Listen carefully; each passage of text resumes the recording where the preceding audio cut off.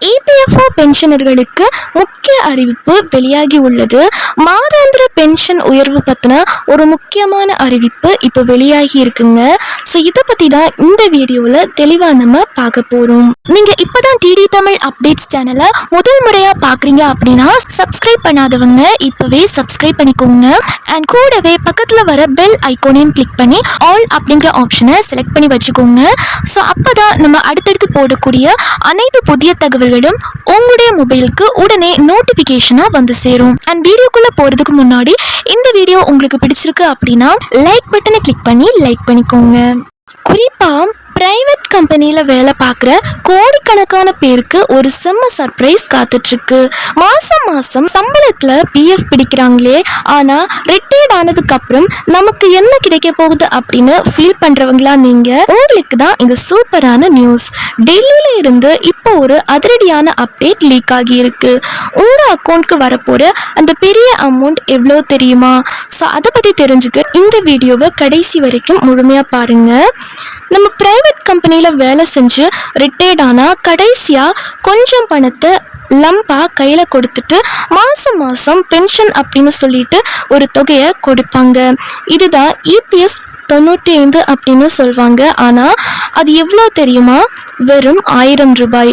கொஞ்சம் யோசிச்சு பாருங்க. இந்த காலத்தில் 1000 ரூபாயை வச்சுட்டு ஒரு கேஸ் சிலிண்டர் கூட முழுசாக வாங்க முடியாது. வயசான காலத்தில் இந்த காசை வச்சுட்டு எப்படி மெடிக்கல் செலவை பார்க்குறது, எப்படி ஒரு குடும்பத்தை ஓட்டுறது? இதனால் பல வருஷமாக பென்ஷனர்கள் எல்லாரும் எங்களுக்கு இந்த 1000 ரூபாயெல்லாம் பத்தாது, தொகையை ஏற்றி கொடுங்க அப்படின்னு அரசாங்கத்துக்கிட்ட போராடிட்டு வந்தாங்க. சமீபத்தில் வந்த பட்ஜெட்லேயாச்சும் இதுக்கு ஒரு விடிவு காலம் பிறக்கும் அப்படின்னு எல்லாரும் உசுர கையில் பிடிச்சிட்டு வெயிட் பண்ணிட்டும் இருந்தாங்க. ஆனால் பட்ஜெட்டில் பென்ஷன் உயர்வு பற்றி எந்த அறிவிப்பும் வராததால் பல லட்சம் பேர் ரொம்பவே அப்செட் ஆனாங்க. அவ்வளோதானா, இனிமேல் நமக்கு விடிவு காலமே இல்லையா அப்படின்னு எல்லாரும் நினச்சிட்டு இருந்த இந்த நேரத்தில் தான் யாருமே எதிர்பார்க்காத ஒரு மெகா ட்விஸ்ட் நடந்திருக்கு.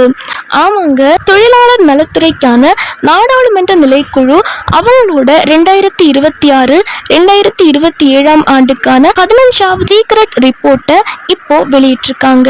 அதில் அரசாங்கத்துக்கு ஒரு ஸ்ட்ராங்கான வார்னிங் மாதிரி ஒரு விஷயத்த சொல்லியிருக்காங்க. இன்றைய விலைவாசிக்கு இந்த 1000 ரூபாய் பென்ஷன் கண்டிப்பாக பத்தாது. வயசான காலத்தில் அவங்களோட மருத்துவ செலவு, வாழ்க்கை செலவுலாம் ரொம்ப அதிகமாயிடுச்சு. அதனால் இவ்வளோ நாளாக கொடுத்துட்டு இருந்த அந்த 1000 ரூபாயை உடனே கேன்சல் பண்ணிட்டு அதிரடியாக 7500 ரூபாயில இருந்து 10,000 ரூபாயை மாற்றி கொடுக்கணும் அப்படின்னு ஒரு தரமான ப்ரப்போசலை தூக்கி போட்டிருக்காங்க.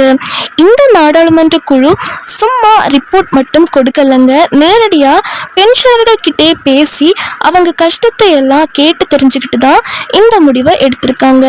இப்போ நிதியமைச்சகமும் இதுக்கு கிரீன் சிக்னல் கொடுத்து பணத்தை ஒதுக்கிட்டாங்க அப்படின்னா அவ்வளோதான். கூடிய சீக்கிரமே பிரைவேட் கம்பெனி ஊழியர்களுக்கு மாதம் 7500க்கு மேலே பென்ஷன் கன்ஃபார்ம் அப்படின்னு அரசு வட்டாரங்கள் சொல்கிறாங்க. மொத்தத்தில் ரொம்ப நாளாக கிடப்பில் இருந்த பிஎஃப் பென்ஷன் பிரச்சனை இப்போ நாடாளுமன்றம் வரைக்கும் போய் அடுத்த கட்டத்துக்கு நகர்ந்திருக்கு. சீக்கிரமே ஒரு மாசான அரசாணை வெளியாகும் அப்படின்னு நாம நம்பலாம்.